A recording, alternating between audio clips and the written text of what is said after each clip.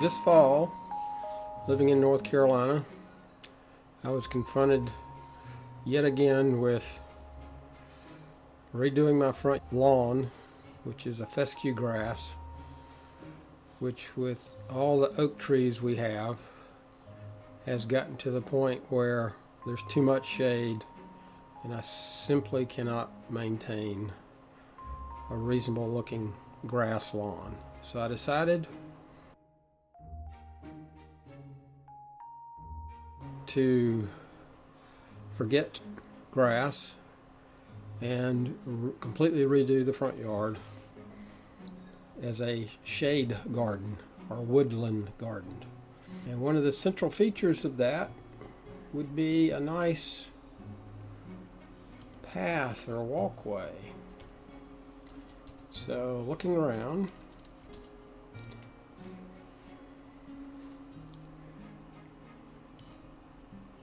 I discovered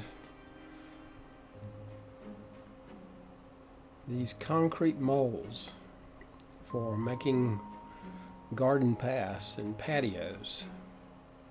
And naturally, I was trying to keep my investment very low and economical. And since I have the time, I would do it myself instead of hiring someone and potentially paying thousands of dollars to re-landscape my front yard. So you can see here lots of examples of using these concrete molds.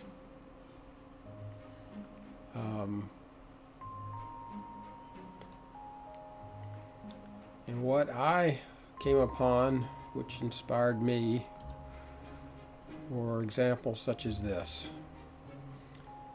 And these are all using a similar mold, which is the Crete Walkmaker forms or molds. And they can be found easily at your local big box hardware stores or building supplies. In this case, I was able to go to Lowe's and pick up one of these molds. I think at the time it was more like $25.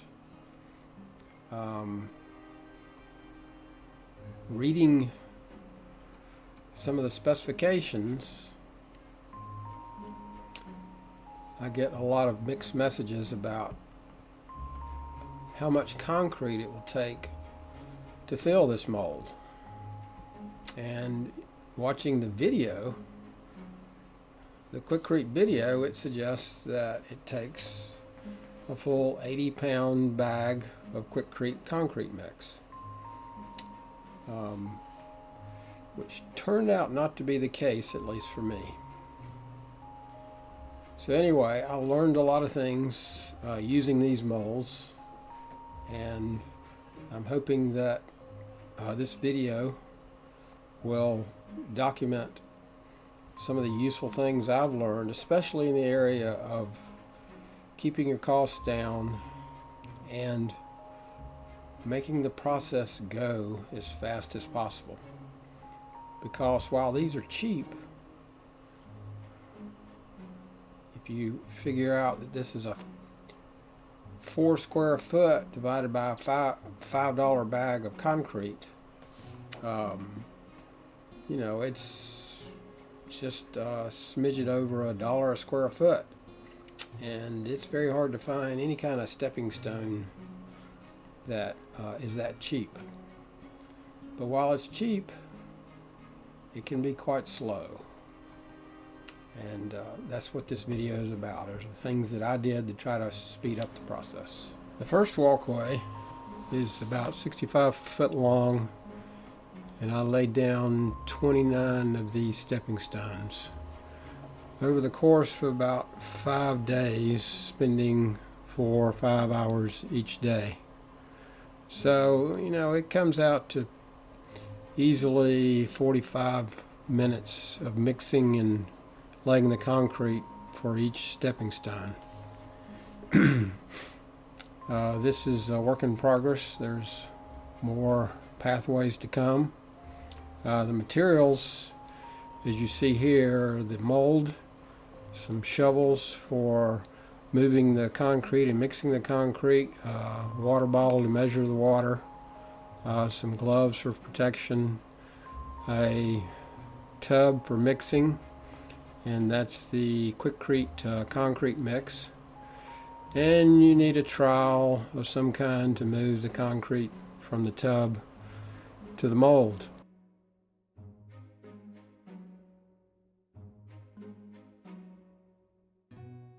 I never could find anything clear on how much water to use to get the kind of mixture consistency that you need. You need a mixture that's fairly stiff so that you can lay the concrete in the mold and pick the mold up and move to the next stepping stone. Through trial and error, I determined it's about 3 quarts, maybe 4 quarts per 80-pound bag. Here I'm manually mixing, and I think I probably spent almost 10 minutes mixing this 80-pound bag, which is something that I sped up by going to a drill and just a little mixing device and a bucket. I'll show you a video of that later. Overall, 2 80-pound bags would yield about 3 stepping stones.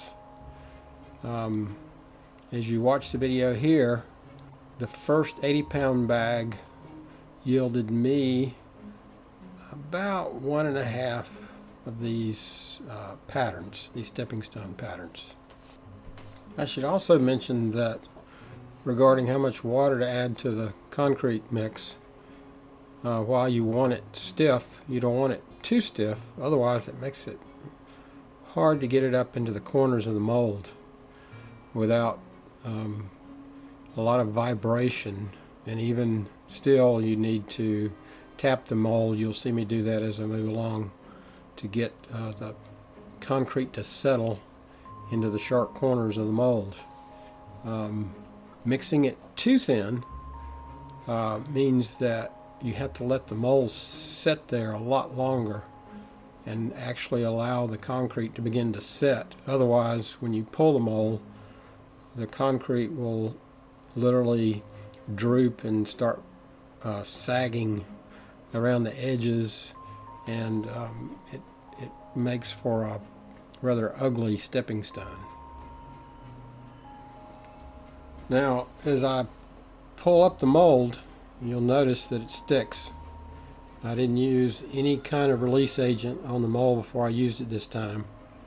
But you saw it pulled up that small corner and actually a piece of one of the larger pieces that I had to take the trowel and go back and fix. Later on, I started using a vegetable oil, just a cheap vegetable oil, and I spray it on the mold. And that helped a lot with releasing the cement from the mold when I picked it up like that. Also, it helps to gently vibrate the mold and knock it with a trowel as you're pulling it up, and that helped a lot. There reminds me one thing I did forget to mention. There's a rubber concrete float, call them rubber floats, that are used often for concrete grout, but I'm using it just to smooth off the top of the concrete on the mold, and that was very useful. And there we have how much I was able to do with a 80-pound bag of Crete concrete mix. Also a reminder, the concrete mix is a mix of cement and gravel and sand. There's a mortar mix which doesn't have the gravel in it. A lot of people use that. That's certainly more expensive. I'm not convinced that it's any stronger. And then I've seen videos of some people using what's called Crete, which is a lightweight concrete. Basically, it's not concrete, a mortar that's half and half mortar mix and a foam or surfactant that's made basically with a dishwashing liquid and water. And a foam is created by blowing high pressure air through the detergent water mix, and that foam is very stiff and holds up, and you can mix it with the cement and it makes for a very lightweight. Now I've seen in watching a video where a guy did that, he literally was pouring it out of a bucket. It was so thin. And in that case, it's important to notice how tight the mold is to the ground. There can be a gap, and the cement, if it's too thin, will seep out of that gap.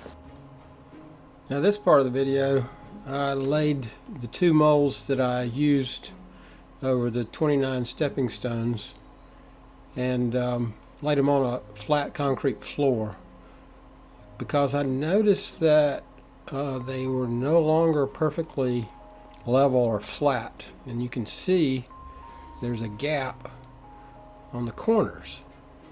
And if I use too thin of a concrete mix, or I vibrate the mold too much, the concrete starts seeping out from underneath the corners, and it makes it difficult to get a good clean looking stones on the corner. My next video, I will show you how I addressed that issue. There you have it. That includes part 1 of tips for building garden pathways. If you found this video helpful, give it a thumbs up and share it with a friend. Be sure to watch part 2, where I share what I learned to speed up building these concrete stone pathways. If you have suggestions to improve this video, or experiments to improve building garden pathways, please leave your suggestions in the comments below. Always be curious, and thanks for tinkering with me today.